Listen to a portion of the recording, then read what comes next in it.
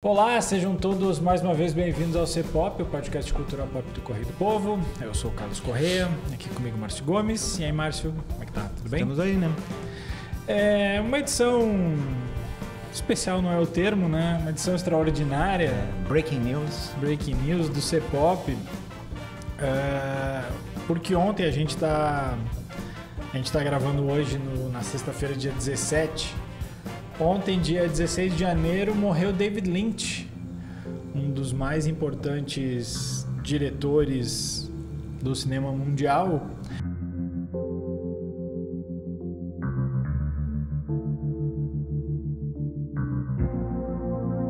E a gente resolveu fazer um programa aqui para falar um pouco sobre a obra do David Lynch, né?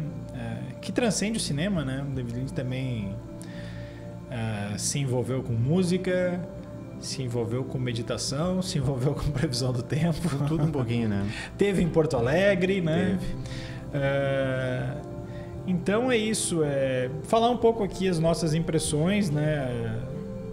A falta que vai fazer, as principais obras, né? A marca que ele deixou, que era um cinema surrealista, né? Às vezes, né? Porque ele também conseguia fazer filmes bem formais e de uma forma muito bonita, aliás. E, bom, quero começar te perguntando, Márcio, o seguinte: quando o cara vira um adjetivo, a marca dele ficou, né? Às vezes tu pode ficar um adjetivo ruim, mas não é o caso, né? Quando tu diz que tal coisa é meio lynchiana, tu já sabe o que quer dizer, vira um né? verbo, né? Quase. Tá faltando café aqui nessa mesa, né? Eu pensei em trazer uma xícara de café. Pensei em trazer uma xícara de café aqui, mas o pessoal tava passando e daí o timing não foi... não casou direitinho, assim. O David Lynch é, sem dúvida, um dos mais importantes diretores das últimas décadas, né?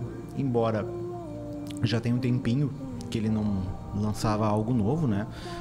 Acho que a última produção dele como diretor e autor, acho que foi o Retorno do Twin Peaks. Não lembro. Série, né? Eu não lembro se teve algo, talvez teve os curtos, milhares de curtas, né? Mas eu acho que foi, né? Ele participou do filme do Fabelmans ali, né? Como ator, daí no caso. Mas ele é um cara que tem um estilo próprio, né? Assim como vários outros diretores que a gente identifica, tu bate o olho e tu já sabe o que é, né? O Kubrick, ele e o Hitchcock, vários outros. Ele tem o seu próprio estilo, ele desenvolveu o seu próprio estilo e uma forma de contar a história diferente, né? Uma forma de escapar para os meandros ali do estilo de vida americano ali, pegar o que está por baixo de tudo aquilo, por trás de tudo aquilo. Eu vi uma declaração ontem, uma frase ontem, na verdade, num podcast que falava sobre a vida dele. Não era nem por causa da morte, era um podcast antigo que falava um pouco da obra enquanto ele ainda estava vivo, dizendo que o Lynch, ele despeja os sonhos dele, assim, o inconsciente dele, sem mediação, né? Não tem filtro, né? Não tem, ele vai direto ali e ele não tenta reconstruir para tornar aquilo tudo mais agradável, assim. Foi um cara que era um diretor quase de avant-garde, se a gente pegar alguns filmes dele, né? Mas que atingiu o mainstream, né? Não tinha sido blockbuster, mas foi um cara que, com a temática dos filmes dele, conseguiu chegar a um público cada vez maior e virou uma marca, assim, não só para quem gosta de cinema, acompanha cinema, curte cinema, enfim, aquela coisa mais cult, mas não, ele saiu disso, assim, não é um diretor independente, muito pelo contrário. Começou, pode até ter começado assim, mas logo lá no seu terceiro filme ele já estava fazendo blockbuster. Então, e depois disso foi se reconstruindo e tal, mas depois a gente vai falar um pouquinho de cada filme, né? Uhum. Eu estava vendo aqui a produção dele, você estava dando uma olhada no IMDb. E só como diretor, o ano passado tem 5 filmes dele do ano passado. Mas tudo curta, né? Curtas que... É engraçado, né? Porque a gente falava antes aqui que os filmes não estão mais. Até pouco tempo tinha bastante coisa nos canais de streaming. Agora tem muito pouco, assim. O Mubi tinha bastante... Não tem mais nada. O Mubi varia Mas assim, muito. quando tu bota David Lynch na Mubi... vem assim mais de 80 filmes. Todos esses curtas aqui estão listados lá, mas eles não estão disponíveis. Então assim, o ano passado nada teve tradução para cá, tá? Então o ano passado ele lançou Will There Be Anything Else, 5 minutos. The Moon's Glow, 3 minutos. Christabel and David Lynch, The Answers to the Questions, 6 minutos. Will Deliver Them, 2 minutos. E Christabel and David Lynch, Sublime Eternal Love, que também parece ser um programa, um mini curta ali sobre o Eraserhead, né? A Kristen Bell é a cantora / atriz que participou do Retorno ali, ela era agente do FBI ali, né? Que faz as investigações. Mas assim, de fato, filme longa, pelo que eu tô vendo aqui, bom, tirando, claro, a série, né? A série do Retorno, que foram 18 episódios, aqui passou no Netflix, mas não é uma série da Netflix, por isso que não tá mais lá, né? Ela era do Showtime. O último filme dele, longa, é Twin Peaks: O Mistério, de 2014. Aí depois tem uma série de curtas ali, tem um especial do Duran Duran, e eu acho que o outro é o Império dos Sonhos mesmo, né? Que eu tô rodando para trás aqui. Que é o que mais se aproxima de uma continuação do Cidade dos Sonhos, né? Mas o Império dos Sonhos é de 2006, é um filme de 3 horas e 15, né? O Império dos Sonhos, para mim, é o filme mais difícil, mais árido dele. Eu revi ele há pouco tempo, eu acho, quando ele entrou no MUBI, teve um tempo, acho que foi ano passado, se não me engano. Ele tava até pouco tempo. E daí eu revi, mas de todos eles, assim... Ele é o mais complicado. Ele é o mais complicado, é aquele que tu tem que ver várias vezes e vai continuar não entendendo. Porque assim, tem... bom, nós não vamos falar de todos, né? Mas dá para dar uma passada assim pelos principais, vamos tentar em ordem cronológica. Ele ganha atenção da parcela cult, assim, com o Eraserhead, né? Isso. Que é o primeiro grande filme lá feito já em Los Angeles. Mais ou menos umas pistas do que vem por ali, né? Ele não é exatamente o cara que vai fazer a história mais retinha possível. É um filme extremamente cult, né? Bem sombrio, assim, se passa numa área meio industrial ali. E é um filme que trata sobre paternidade, né? Uma criança alien berrando o tempo todo, né? Eu acho que ele mesmo falou que era meio que... Ele disse que é o filme mais espiritual dele. Aí o entrevistador diz assim, você pode elaborar sobre isso? E ele responde, não. Porque essa história de explicar filme também, né? Normalmente o pessoal não faz, e eu acho que até nem tem que fazer mesmo, né? Sim. Mas é o filme talvez um dos mais citados dele, especialmente por grandes diretores, assim, foi um filme que meio que despertou a atenção dele, um roteiro que ele começou ainda quando estava na escola de cinema ali, né? Esse é de 77. De 77. E eu também revi faz uns 2, 3 anos. Eu confesso que quando eu revi ele, não sei se eu não estava num dia bom, mas ele me pareceu meio cansativo, assim, sabe? Mas ali... Ele me parece muito experimental ainda, né? E ali tu já identifica algumas coisas que tu vai... Assim como a gente falou do Sean Baker ali, que no Tangerine tu identifica coisas que ele vai explorar no Anora, no Eraserhead tu vê coisas ali que tu vê que ele vai explorar de forma mais consolidada lá no Twin Peaks, Cidade dos Sonhos, nos outros filmes posteriores, assim. Mas o embrião tá ali, né? O começo da carreira dele. Esse estilo onírico é meio que uma marca dele em quase todos os filmes, mas não é necessariamente a marca do filme seguinte dele, que já catapultou ele para um outro nível, que foi o Homem-Elefante. Que é um filme mais tradicional, que é um filme bem tradicional, ainda que... É um filme tradicional, mas é um filme de David Lynch, porque começa com o estupro de um elefante, né? Então, tipo, esse é o tradicional do David Lynch, mas o roteiro, a questão narrativa é mais... É um filme sobre preconceito, sobre tudo mais. Foi indicado ao Oscar, se não me engano, não foi? Eu não lembro, eu vou dar uma olhada aqui, mas eu sei que eu acho que ele ganhou o Oscar de coadjuvante, não? É um filme com Anthony Hopkins e eu acho que o John Hurt foi indicado... Vamos ver aqui enquanto a gente enrola. Ele foi indicado a melhor filme. Não, o John Hurt também foi indicado só. Ele tem 1, 2, 3, 4, 5, 6, 7, 8 indicações para um segundo filme. Já é. E assim, melhor filme, melhor diretor, ator, roteiro... E aí depois as outras categorias mais técnicas. Não é pouca coisa. Não. Ele nunca chegou a ganhar o Oscar. Ele ganhou o Oscar honorário em 2019, né? Mas ele nunca chegou a ganhar efetivamente como diretor. Mas assim, esse filme jogou ele num outro projeto, né? Bastante esperado, né? Que foi o Duna. Mas o Duna aquele de 84 com com efeitos bem diferentes do que de agora com o Kyle MacLachlan. Que o próprio Lynch considera como um fracasso, né? Ele mesmo fala. Não, né? E é curioso dessa história que ele era um dos diretores cotados para fazer o Retorno de Jedi. Sim. E daí não topou o Retorno de Jedi para fazer Duna. Cara, imagina o que seria o Retorno de Jedi de David Lynch. Provavelmente Star Wars também. Talvez virasse também uma coisa meio Duna, assim, né? Porque o Duna teve um filme, tipo, ele teve que cortar muitas coisas, né? O estúdio pediu, né? Então teve que ceder muitas pressões do estúdio ali. E daí o filme não saiu como ele queria e não saiu da maneira que ninguém queria, porque ele é um filme... Embora tenha... ele é um filme de 2 horas e 20. O Villeneuve vai fazer 3 filmes de 2 horas e 20. Na verdade 2, porque a história do Lynch ela termina quando termina o segundo filme do Villeneuve. Bom. A terceiro é a trilogia de Villeneuve, vai até o Messias, que é o outro livro, mas a parte do livro Duna mesmo, o primeiro, são os 2 primeiros do Villeneuve, mas daí só aí já são quase 5 horas de filme do Lynch a 2h30. Mas ali é a época de 80, né? São os excessos, aí tu vai pegar um mega projeto, uma história extremamente difícil para te transpor na tela. Sting de vilão, né? Sting de vilão e várias... Então, acaba sendo uma coisa meio... Mas ele mesmo diz, né, que é muito melhor tu vir de um fracasso do que de um grande sucesso, né? Pois é, porque aí... do fracasso é mais fácil de tu acender depois. Quando se comentava desse fracasso comercial dele, ele vem com um filme que talvez seja já a marca mais consolidada dele, que é o Veludo Azul, que é o que talvez a gente consiga mais ver as características nos filmes seguintes, né? Ali ele já estava com um estilo bem delineado. Ali é o começo do estilo lynchiniano dele, que a gente fala, né? Ali é que ele começa a seguir esse rumo que depois iria desenvolver nos próximos filmes, nas próximas produções ali.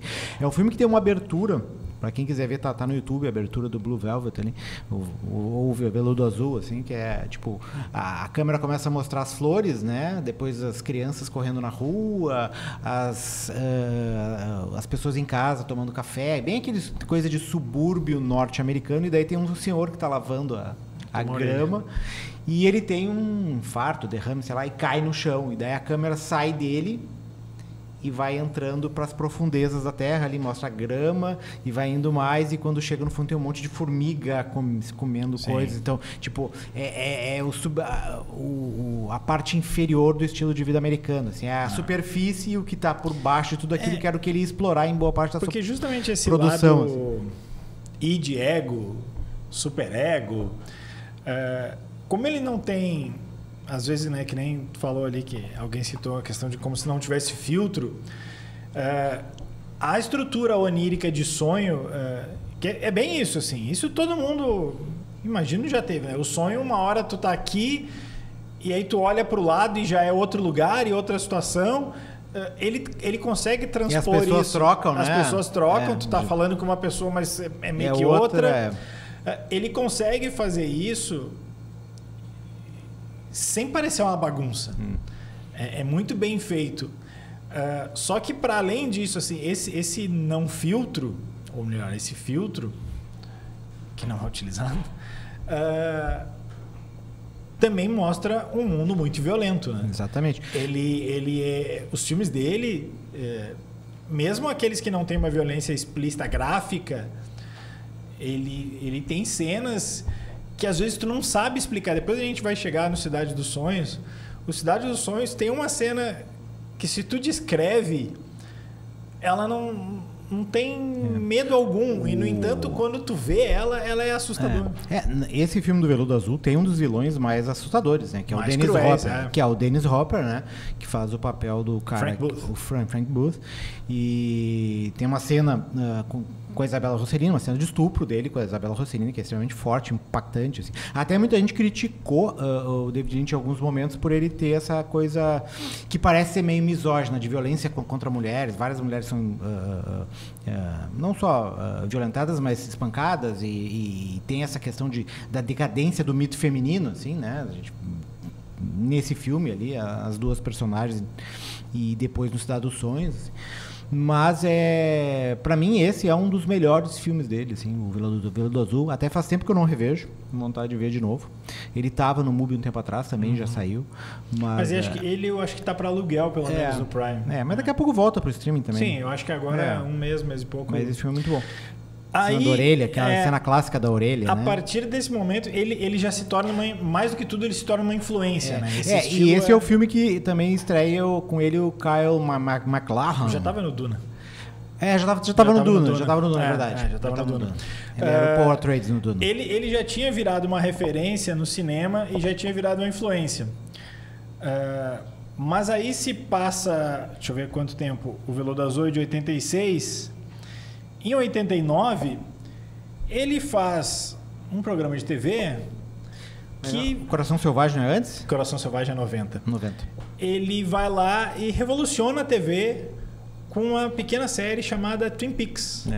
Que aí não só o estilo dele passa a ser muito referenciado e imitado, né? Twin Peaks se tentou imitar Twin Peaks, se tenta imitar Twin Peaks até hoje, como virou também uma comparação, assim, né? Não chega a ser um verbo, um adjetivo, mas tipo assim, aí a história vira meio Twin Peaks. Tu sabe o que quer dizer quando a história vira meio Twin Peaks, que é assim, é uma sociedade, uma comunidade onde tudo aparentemente é bonitinho e que quando as portas se fecham e o sol se põe, tu sabe que todo mundo tem seus podres. E aí tem violência contra a mulher, abre, né, com isso, com a Laura Palmer. Mas acho que grande parte do sucesso foi... Ele era, acima de tudo, um whodunit, né? Quem matou Laura Palmer? Essa era a pergunta da época, né? Aqui passou na TV aberta, né? Passava na Globo, domingo de noite. Só que ele conseguiu fazer diferente essa história do mistério. O mistério era uma parte só de interessante da história, né? Tu realmente ficava surpreso e fascinado como todo mundo ali tinha um podre, todo mundo era ligado de certa forma com alguém. Não sobrava ninguém em Twin Peaks, né? Essa foi a série que mudou, não digo a forma de fazer TV, mas mudou a credibilidade dos programas de TV. Tu tinha as novelas, né? E tu tinha o que a gente chamava aqui dos enlatados, que é aquelas sitcoms, assim. Mas essa foi, eu acho que a primeira grande série com caráter quase cinematográfico, assim, tanto em forma de narrativa como da filmagem. E muito adulta. Muito adulto. E foi um fenômeno, né? Todo mundo que participava dessa série, especialmente os principais atores e ele, foram catapultados a esse lado, foram capa de revista, enfim. Foi realmente um grande fenômeno nos Estados Unidos e aqui também, quando passou. Foi a série que provavelmente me jogou nesse universo de cinema e de séries, enfim, porque eu me lembro de 90, eu tinha o quê? 13 anos. 12 anos, sei lá.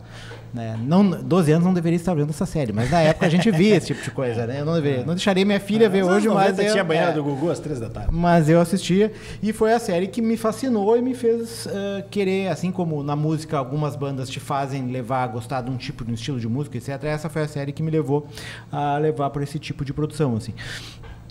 E é como tu falou, é uma série que mostra uma comunidade pequena, né, que em tese são aquelas comunidades que todo mundo fala que são comunidades unidas e que todo mundo se conhece e que todo mundo se trata bem e tu sabe da vida de todo mundo e na verdade o que ele mostra é o que está por trás, né, que ninguém sabe, né, que é a questão da violência, das drogas, da forma como as pessoas se relacionam, de como tu não consegue tirar a verdade das pessoas, tu tem que usar outras formas. E foi uma série que ela começou com esse grande sucesso e ela decaiu muito na segunda temporada. Muito. Né? E ele foi obrigado pela TV, que era ABC, eu acho. Acho que era Showtime. Não, acho que não. Acho que era ABC ou NBC, não me lembro. E ele foi obrigado a revelar no meio da segunda... Foi o segundo. Foi obrigado a revelar no meio da segunda temporada quem era o assassino. Mas ainda depois assim, daí, ainda teve outras coisas, que eles botaram uma personagem, que era a Heather Graham, que foi o par romântico do detetive na época, porque o detetive estava namorando a Lara Flynn. A Lara Flynn Boyle, e na série ele tinha meio que um flerte com a Shirley Fenn, que fazia a Audrey. E daí teve ciúmes, e daí eles tiveram que tirar a Shirley Fenn da parada dele. O ciúme da Lara Flynn Boyle, porque a Shirley Fenn na época, né? E daí botaram a Heather Graham, e daí a coisa não funcionou, e a história termina, eu acho que ele nem ele nem o Mark Frost, que era o outro produtor da série, estão tão envolvidos na parte final, assim, até a série termina meio mal. É uma série que a segunda temporada realmente é bem difícil de tu acompanhar, especialmente na segunda metade. Ela assim. é ruim. A primeira é boa, a segunda tu meio que vai passando porque, tipo, realmente é complicado. E assim, transcendeu a TV, né? Eu lembro que vendia o diário da Laura Palmer. Sim, tem várias tinha fita cassete, que eram as gravações do Agente Cooper. E aí depois teve filme também, né? O Twin Peaks, ele continua ao longo dos anos, que é assim. O Fire Walk With Me. O Fire Walk With Me. Que é o prequel da história da Laura Palmer, né? Que é mostra como os últimos 7 dias da vida da Laura.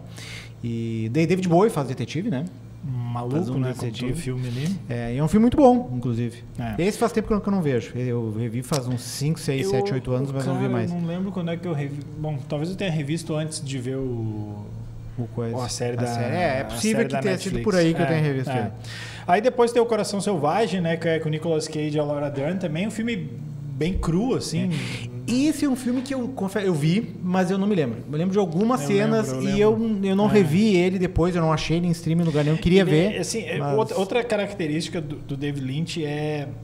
E ontem eu vi muita gente falando isso nas redes sociais, que os filmes dele, mesmo que tu não entendesse, tu sentia o filme, né? Acho que o Cidade dos Sonhos é o que mais tem isso, assim. Mas o Coração Selvagem é assim... Tu sente o deserto que eles estão ali. Assim. Ele consegue te colocar naquele mundo...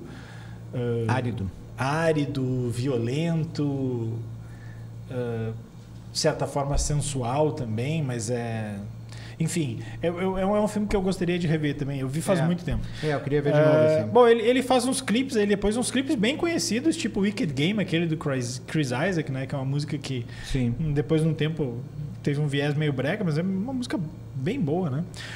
Os Últimos Dias da Laura Palmer, que a gente falou, é de 92. Corre pra frente, corre pra frente, corre pra frente. Em 97 ele faz o Estrada Perdida, que já é um indício do que viria um pouco adiante, né? Ele é parecido com Cidade dos Sonhos, ou Cidade dos Sonhos é parecido com ele, que é assim... É mais onírico do que nunca e meio ele tem conspiracionista, assim, tu não sabe no que acreditar. Ele tem uma história bem linear no começo até metade do filme. E daí quebra tudo. Daí quando tu acha que tá entendendo... que daí tem a cena da prisão, que é uma cena que dá uma descarga elétrica, eles estão eletricando o cara, e daí o cara que tá preso vira outra pessoa, e daí a história se torna outra, a Patrícia Arquette de loira vira... de morena vira loira, e é outro... Tu não sabe mais qual é o papel do Mas Bill Pullman, né? É uma história que questiona o mito da masculinidade ali, porque o cara...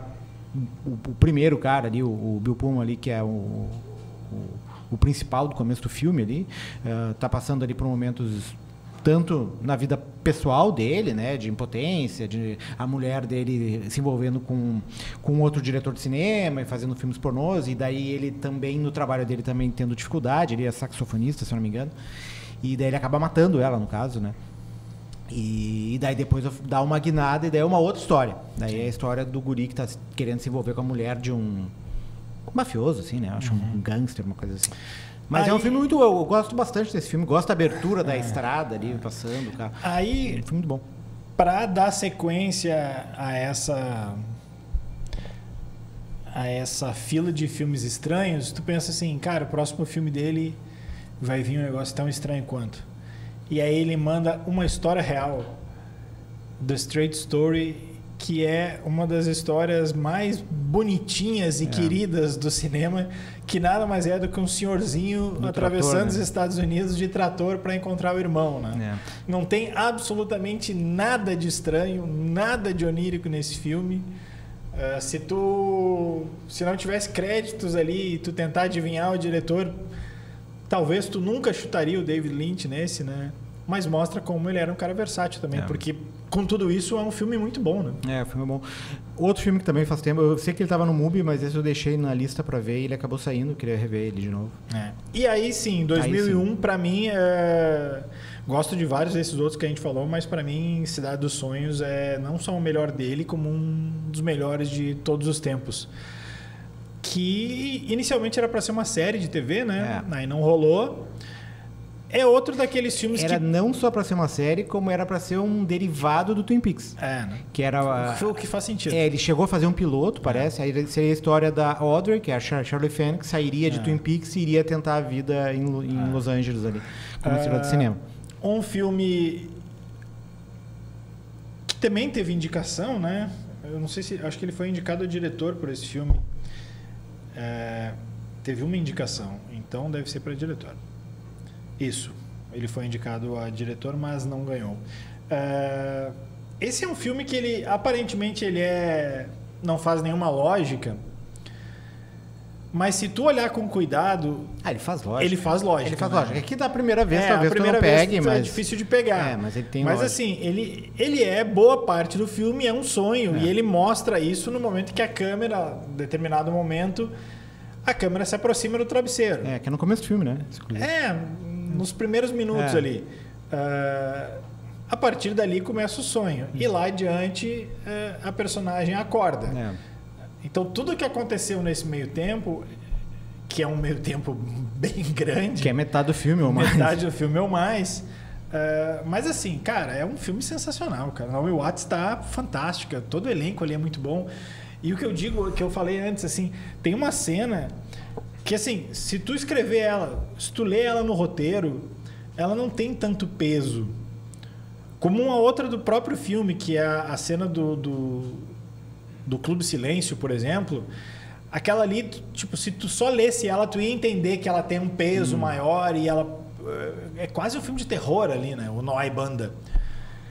Mas pra mim, uma das cenas mais emblemáticas desse filme é quando eles estão ali numa lancheria... E eles vão pelos fundos e só sai assim uma figura estranha, assim, um mendigo sujo, sei lá o quê. E se tu só descrever isso como a gente está descrevendo aqui, não quer dizer nada. É uma cena boba. Ele faz de um jeito que aquilo ali é uma das cenas mais parece que essa terror da história do cinema. Assim. Parece que essa é uma das cenas que ficaram do piloto da série derivada que ele ia fazer, que daí ele reaproveitou nos traduções. É um filme que trata não só da questão dos sonhos ali, né, mas do que está por baixo de Hollywood ali, né, toda aquela Hollywood decadente, né, de exploração, de explorar as pessoas, de sugar tudo que elas têm, assim, de as pintas estranhas, né? E de ter que ceder tudo para tentar atingir um sonho que nunca chega, né, porque o sonho, como todo sonho, ele é fugaz, assim, quando tu tenta... O sonho é aquilo que tu imagina, quando tu tenta tirar aquilo da tua cabeça, mesmo que tu consiga atingir certo ponto, ele não é mais aquele sonho que tu imaginava. Então sempre vai ter um certo tipo de frustração, assim. E ele no filme mostra um pouco disso, assim, do quanto a tentativa da personagem da Naomi Watts ali de tentar ser atriz de cinema, atriz de Hollywood, ela se apaixona por uma outra atriz que está chegando. Que está levando a melhor sobre ela. Que depois a gente descobre que está levando a melhor sobre ela, e daí o mundo dela desaba, e daí ela resolve contratar alguém para matar essa atriz, assim. E daí todos os elementos dos sonhos estão ali, né? Não só ela vivendo uma vida idílica com essa personagem, né? Vida de sonhos de Hollywood, assim, de estrela de cinema e tal, mas também a questão das trocas, né? Uma é uma, depois a outra é outra, né? Trocam as personagens. Tem uma hora que ela liga para ela mesma, né? Diz, que não é, como é estranho você ligar para você mesmo, né? Então, tudo isso vai dando indícios que, claro, na primeira vez que tu vê o filme, tu não percebe. Eu, quando vi no cinema, não vi. Foi depois de, sei lá, de algumas, 2 ou 3, já vi esse filme várias vezes, que tu acaba entendendo boa parte dele, entendendo a lógica dele, e daí ele começa a fazer todo o sentido do mundo. Outra coisa assim. legal, né? Ele tem no universo dos games tem isso, né? Do fator replay, cara. Quanto esse jogo vale a pena ser jogado várias vezes. O Lynch tem isso, né? Cada vez que tu vê o filme é um pouco diferente, né? Não porque sei lá, a vida te fez diferente para ver o filme. Mas também isso, assim. Mas assim, porque tu vai percebendo nuances que tu não percebia, né? E tu percebe nuances e também tu amadurece com o filme, daí tu tem outras experiências, tu consegue entender um pouco mais. Tu vê esse filme aos 20 anos e tu vê esse filme aos 30 e poucos, depois aos 40, é outra visão, assim. E aí depois ele vai pro Império dos Sonhos, que é isso ao Aí esse eu vou ter que ver com 80 para poder entender, né? Porque esse aí... nem sei se é para entender, cara. E esse é bem um filme difícil. Escuro, é um filme... Tipo assim, vocês gostam dos meus filmes, agora eu vou. Mais de 3 horas, acho que umas 3 horas. 3 horas e 15. Mais de 3 horas. Eu lembro de ver esse filme no cinema e eu pensar assim, caralho, eu sou a pessoa mais boa do mundo. Não, mas tô entendendo nada. E daí tem o final também, ele faz a conexão ali com o Cidade dos Sonhos, né? Vários personagens do Cidade dos Sonhos aparecem no final, ali, numa cena numa casa ali.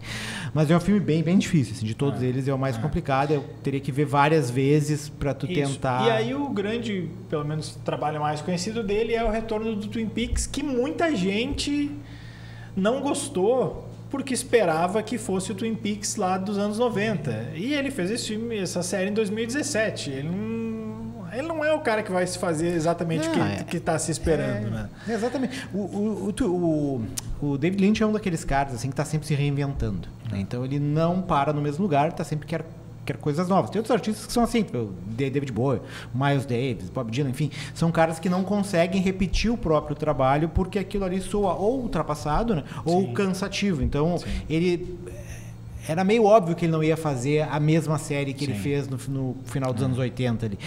E não só isso, ele te entrega personagens diferentes, né? Porque o personagem... Ele desconstrói um dos personagens mais míticos de toda a série, que é o Dale Cooper, né? Que é o Dale Cooper e que se transforma no Doug, que se transforma no idiota completo ali, né? Quando sai da casa lá, dos sonhos no assim, Black Lodge, ele sai de lá e vira o Doug. Eu te confesso que no começo ali me dava uma agonia, porque tu pensa assim, cara, eu quero um mistério, eu quero um mistério. Quando é que ele vai chegar? Quando é que esse cara vai...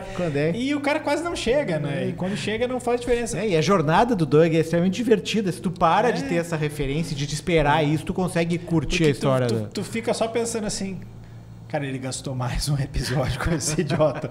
E aí na semana seguinte, mais um episódio com esse idiota, quando é que vai? E não vai.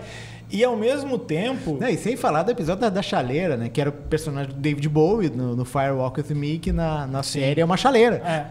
E assim, e pra mim essa série tem o que é um dos melhores episódios da história da TV de uma série, que é o Nascimento do Mal. Que o David Lynch vai lá e diz o seguinte, cara, vocês acham que eu vou fazer alguma coisa formal? Eu vou fazer um episódio que vai ter uns 40 minutos sem nenhuma fala, que é uma mega explosão, e aí uma bolha que sai de cá, e aí o gigante que vai pra lá, e aí vai aparecer o nascimento da Laura Palmer, e aí tem a bomba atômica, e é tanta simbologia... Num episódio... Eu acho que eu vi esse episódio umas 3, 4 vezes, assim. E toda vez eu me encanto com ele, assim. É o último, né? Não é o último, é o penúltimo. Eu acho que é um pouco mais... O último é o que eles percebem que eles estão num tempo diferente lá. Que eles saem em busca do Carbosia. Isso. Mas assim, se o Império dos Sonhos é difícil, eu acho que o episódio do Nascimento do Mal é tão difícil quanto. Sim. E o final... para um público que está esperando uma formalidade. Não, para tu tentar entender, né? Tu tem que tentar montar um quebra-cabeça ali, né? Mas eu acho que ele desencadeia no final, que para mim é uma das melhores finais de série de todos os tempos, né? Que é ele chegando na casa da Laura Palmer, a Laura Palmer abre a coisa e começa a gritar, né? No final do filme, assim. Que daí tu vê, por mais que tu tente, tu não consegue mudar o teu destino e tu não consegue vencer o mal, né? E a Sheryl Lee dor também e a violência vai estar sempre ali. Foi um personagem tão foda que a Sheryl Lee nunca conseguiu meio que fazer outra coisa, né? Ela sempre foi a... Mas todas as outras também, né? A Shelley chegou a fazer uns filmes ali dos anos 90, mas desapareceu. Uns drama erótico, né? Depois ela tava fazendo coisas anti-vax, se não me engano. Na época da Covid, de meio que... É o Karen McKellen. A Lara Flynn Boyle também não. O Karen McKellen foi o que realmente desandou. A Lara Flynn Boyle fez alguns filmes ali nos anos 90. Não, todas naquela época. Ainda surfando na onda do Twin Peaks, mas depois... Eu lembro muito do filme da Lara Flynn Boyle que se chamava Três Formas de Amar. Que era um trisal, assim. Nossa, na época era muito ousado. Hoje em dia eles seriam sessão da tarde. Assim. Eu me lembro. Hoje em dia o Rivais dá de 10-0 em termos de ousadia, né? E tem uma das frases que é aquela, se não me engano, sexo é que nem pizza, mesmo quando é ruim é bom, né? Pra tu ver como era elaborado e ousado o filme. Não sei, eu confesso que eu não acompanhei muito a carreira do David Lynch músico. Eu devo ter ouvido uma vez lá que outra. Muito menos a carreira de meditação. A carreira dele como previsão do tempo é sensacional. É muito boa. Muito E engraçado. algumas coisas do tipo, hoje é mais uma sexta-feira, né? Então...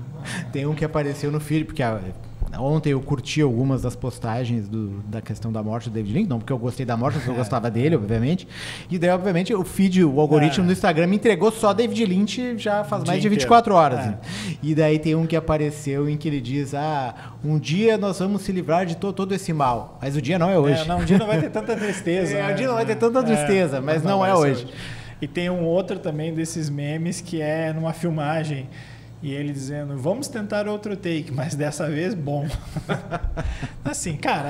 Mas que ele era um diretor bem afetuoso, assim, não era um cara difícil de trabalhar, assim, não era um diretor desses diretores mais temperamentais. E assim. O papel dele, como não é John Wayne, qual o diretor John que ele Ford. faz? John Ford. De certa forma, foi um final agridoce, né? É quase uma homenagem. Porque acaba muito bem o Fabelmans também. O Fabelmans é o filme do Spielberg, né? Do ano passado, retrasado, né? Que é muito bom também. E ele faz o papel do John Ford. Ele ensina o personagem do menino, que é o Spielberg, né? Como é que se faz cinema, do Spielberg. Né? Mas ao mesmo tempo ele tá fazendo o John Ford, mas ele é meio que o David Lynch ali, né? É que tu não consegue dissociar, né?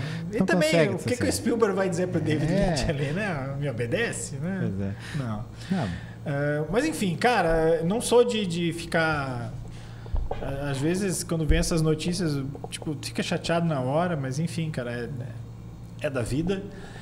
Mas te confesso que ontem eu realmente fiquei chateado, assim, cara. E até a forma, tipo, ele tava com enfisema pulmonar, né? E não sei, tem gente já especulando que a questão dos incêndios de Los Angeles teria contribuído para o problema.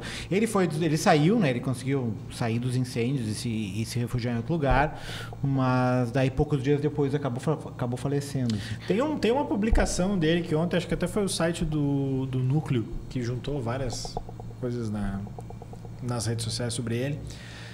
E é uma publicação de quando ele anuncia que ele tá com esse efizema. E ele diz que ele sempre fumou a vida inteira e que cada cigarro que ele fumou ele gostou muito. Valeu a pena cada cigarro. Mas que isso cobrou preço e que ele tava com efizema e tal. Mas é legal assim, porque ele não olha para trás com arrependimento do tipo, se eu soubesse que eu... E ele já tinha parado de fumar, mas... E o Lynch era aquele que a gente sempre esperava que surgisse alguma coisa nova, né? Sempre que tinha um anúncio do David Lynch, daqui a pouco surge... Tem um trailer de um filme novo em Cannes, e aí... Não é ele. Ele vai anunciar quando vier um álbum. Era um álbum, e daí tu achava que podia ser um novo Twin Peaks. Atrás teve isso, né? Vai ter um anúncio... Ele mesmo botava vai ter um anúncio. E aí a galera surtava, tipo assim, novo Twin Peaks.